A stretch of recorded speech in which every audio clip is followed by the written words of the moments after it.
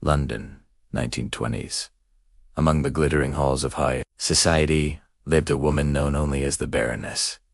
Her cruelty was whispered about in drawing rooms across England, but no one dared speak openly of the horrors that occurred behind the iron gates of her estate. One winter night, determined to punish her young servant girl for a minor transgression, the Baroness made a decision that would become legend. Beneath her sprawling mansion lay an abandoned basement, cold, dark, and long forgotten by the world above. In that basement, she kept 8 German shepherds. For 3 days, she had deliberately starved them, watching their desperation grow with each passing hour. And then, she threw a 16-year-old girl into that basement. The door slammed shut. The key turned in the lock. The Baroness smiled and walked away. Her plan was simple. By morning, the girl would either be dead or broken beyond repair. A warning to every servant in her household. But when the Baroness returned at dawn and unlocked that door, what she saw shattered everything she thought she knew about power, fear, and the human spirit. The woman known as the Baroness was born Estella von Hellman in 1880 into one of Europe's most prestigious aristocratic families. From childhood, she displayed an unsettling fascination with control and dominance. While other children played with dolls, young Estella conducted cruel experiments on insects and small animals, meticulously documenting their reactions to pain. By her 20s, Estella had inherited a vast fortune and married a minor baron, gaining both his title and his estate before he mysteriously died under suspicious circumstances just 2 years later. Society whispered, but wealth and status protected her from any real scrutiny. The Baroness's London mansion became infamous among the servant class. She employed over 30 staff members, but turnover was constant. Girls would arrive desperate for work, only to flee weeks later, traumatized and tight-lipped about their experiences. Those who stayed did so out of absolute necessity. They had nowhere else to go. Her methods of control were psychological masterpieces. She never simply punished mistakes. She studied each servant's deepest fears and exploited them mercilessly. A girl afraid of the dark would be locked in windowless rooms for days. Someone claustrophobic would be confined in tight spaces. The Baroness kept detailed journals documenting each person's breaking point.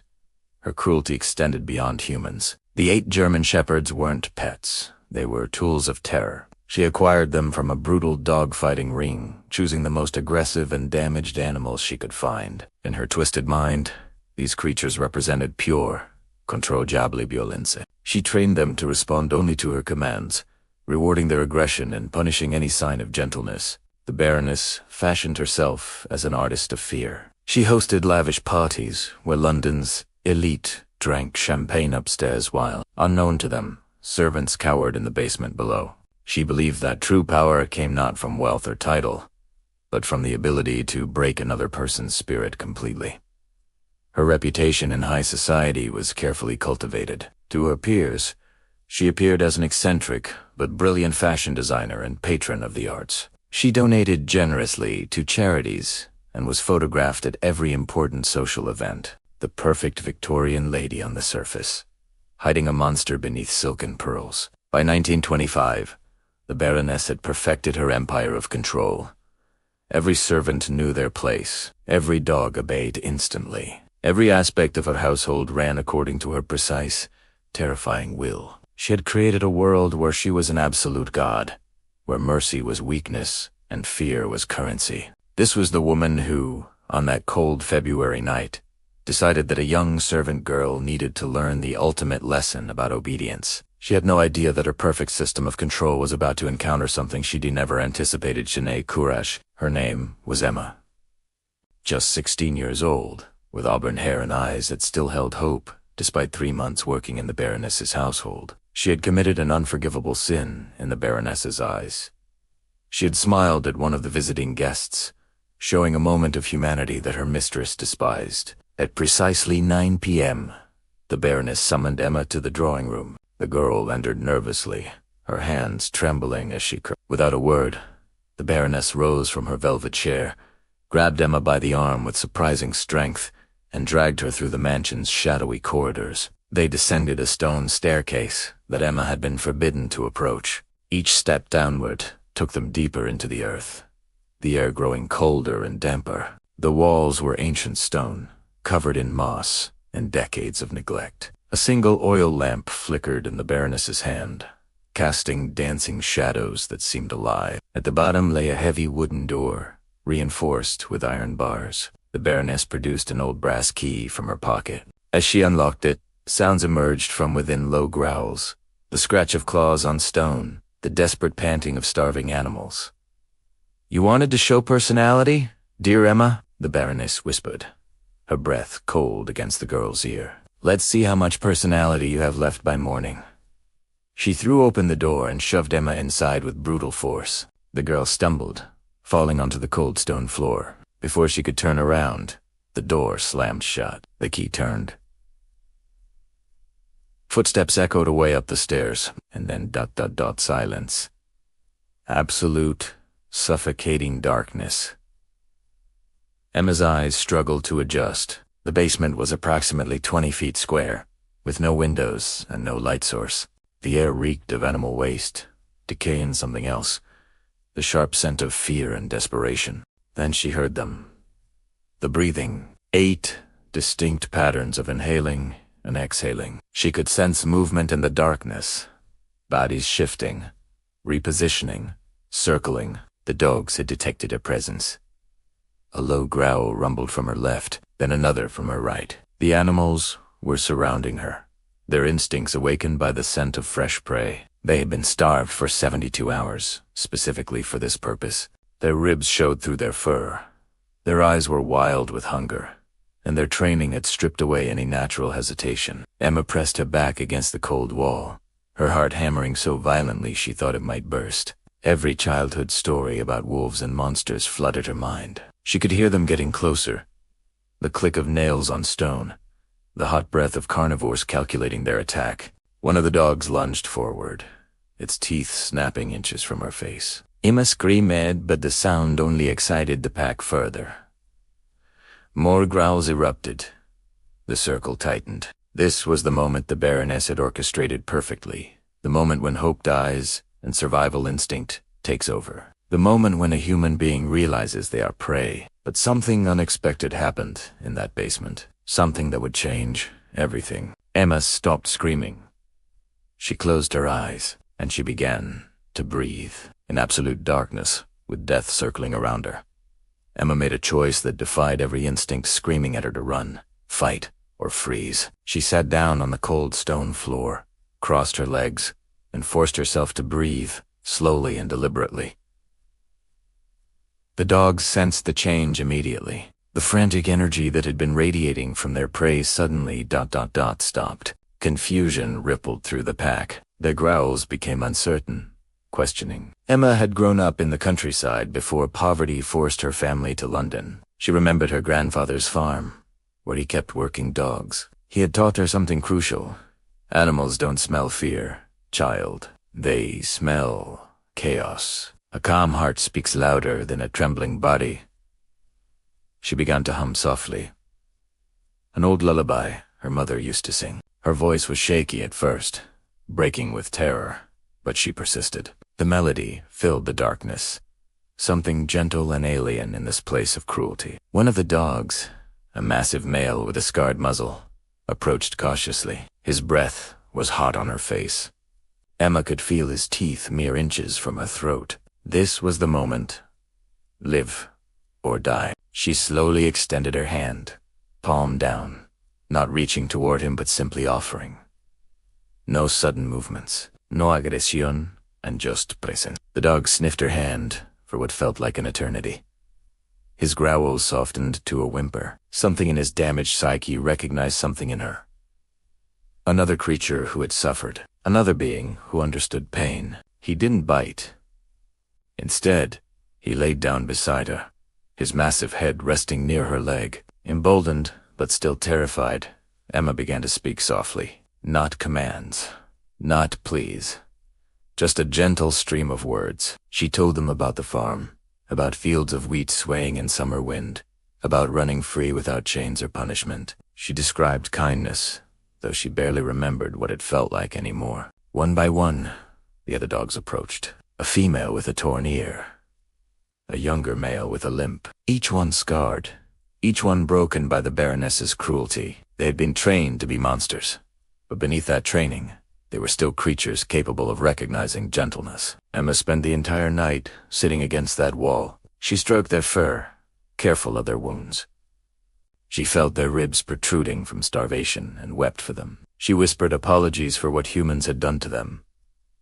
Around 3 a.m., exhaustion finally claimed her. She slumped against the wall, certain she wouldn't wake up. But the dogs didn't attack.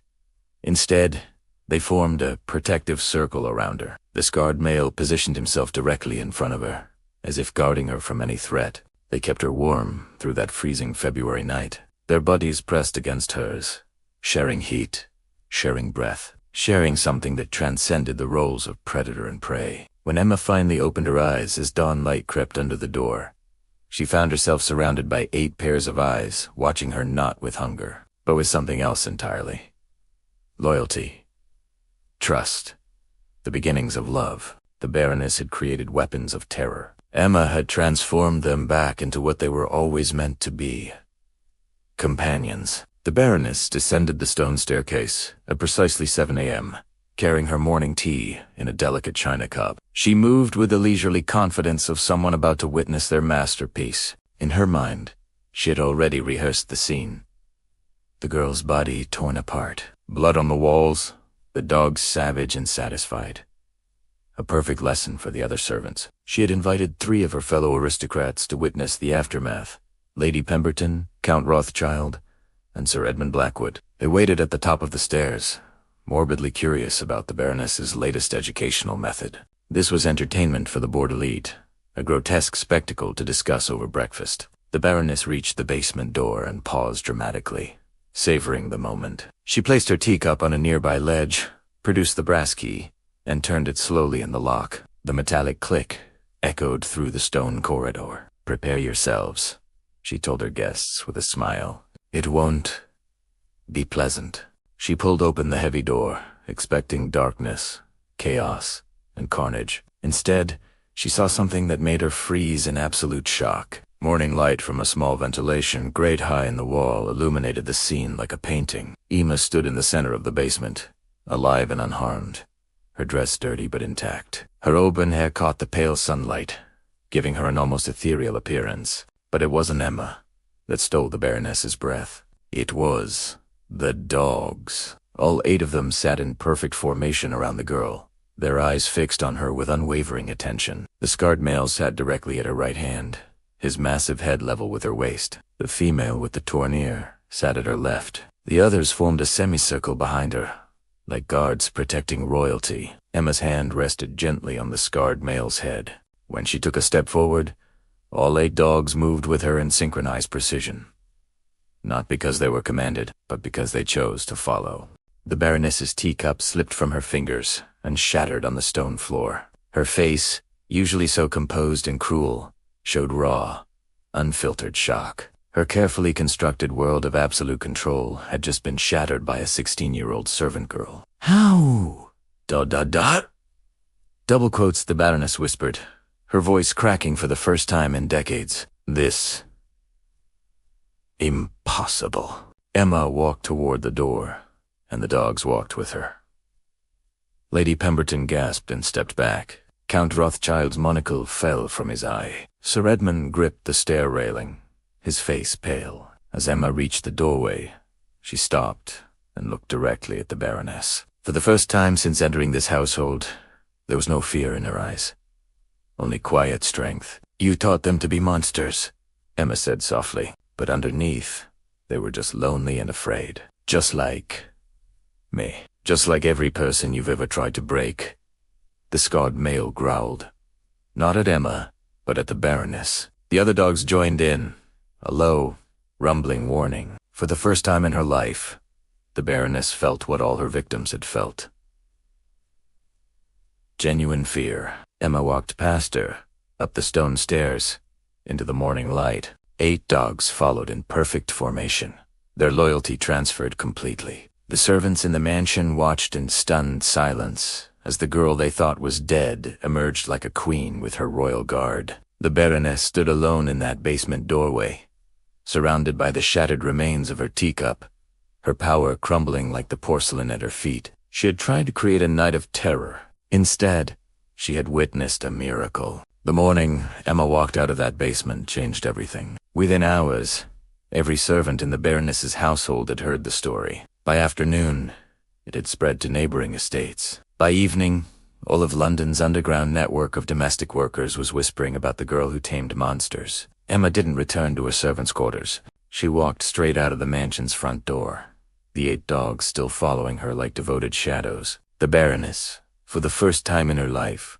was powerless to stop her. To call the police would mean explaining why she had locked a child in a basement with starving dogs. A crime even her wealth and status could protect her from. Emma found shelter in a small boarding house in East London, run by a kind widow named Mrs. Fletcher who asked no questions. The dogs stayed with her, sleeping around her bed each night, still protective, still loyal. Emma found work at a local factory, and every penny she earned went toward feeding her unusual family. Word of Emma's story reached a young journalist named Thomas Whip, who worked for a progressive newspaper that exposed the cruelties of the upper class. He tracked Emma down and begged her to let him publish her account. At first, she refused. She wanted only to forget. But when she learned that other girls were still suffering in the Baroness's household, she agreed. The article published on March 15, 1925, titled "The Girl Who Walked with Wolves," became a sensation. It exposed not just the Baroness's cruelty,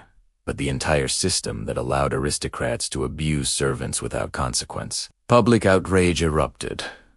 Protests formed outside the Baroness's mansion. Former servants came forward with their own horror stories. The Baroness tried to claim the story was fabricated, but too many witnesses had seen Emma walk out with those dogs. Lady Pemberton, Count Rothschild, and Sir Edmund Blackwood, afraid of being associated with such scandal, confirmed the basic facts to distance themselves from her. Within 6 months, the Baroness was socially destroyed. Invitations stopped coming. Her charity positions were revoked. She became a pariah in the very society she had once dominated. She sold her mansion and fled to France, where she died alone in 1932, bitter and forgotten. Emma's story, however, grew into legend. She became a symbol of resilience and courage for London's working class. She eventually married Thomas Whitmore, the journalist who had told her story. Together, they opened a sanctuary for abused animals, where the original 8 dogs lived out their days in peace and comfort. The tale spread beyond London, across England, then Europe, and eventually worldwide. It was adapted into plays, novels, and eventually films, though the details changed with each retelling. Some versions made Emma a princess in disguise. Others claimed she had magical powers, but those who knew the truth understood. Her only magic was compassion.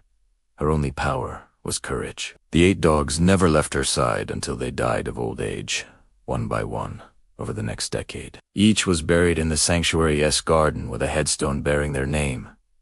Names Emma had given them to replace the numbers the Baroness had used. The last to die was the scarred male, who Emma had named Guardian. He passed peacefully in 1936, his head resting on Emma's lap, just as it had that terrifying night in the basement. Emma lived until 1982, dying at age 73.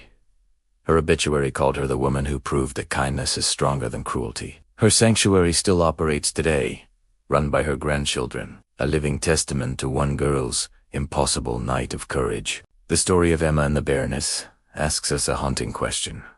What truly defines power? The Baroness believed power came from fear, from control, from the ability to break spirits and dominate through cruelty. She built an empire on suffering, surrounded herself with weapons of terror, and convinced herself that this made her strong. Emma had nothing, no wealth, no status, no weapons, just a 16-year-old girl facing death in absolute darkness. Yet she discovered something the Baroness never understood.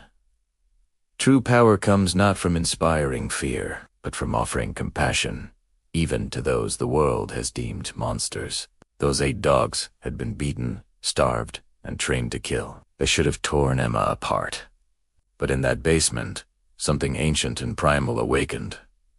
The recognition that kindness, even in the face of death, is a force more powerful than any amount of cruelty. The Baroness lost everything.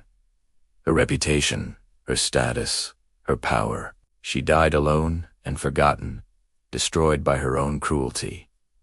Emma, the servant girl, with nothing, became a legend. Her story has survived for nearly a century, inspiring millions, reminding us that even in our darkest moments, we have a choice about who we will be. History has a strange way of judging us, not by our titles or our wealth, but by how we treat those who are powerless. The Baroness chose cruelty. Emma chose Skurach, and when that basement door opened that morning, it wasn't just 8 dogs who walked into the light. It was hope itself.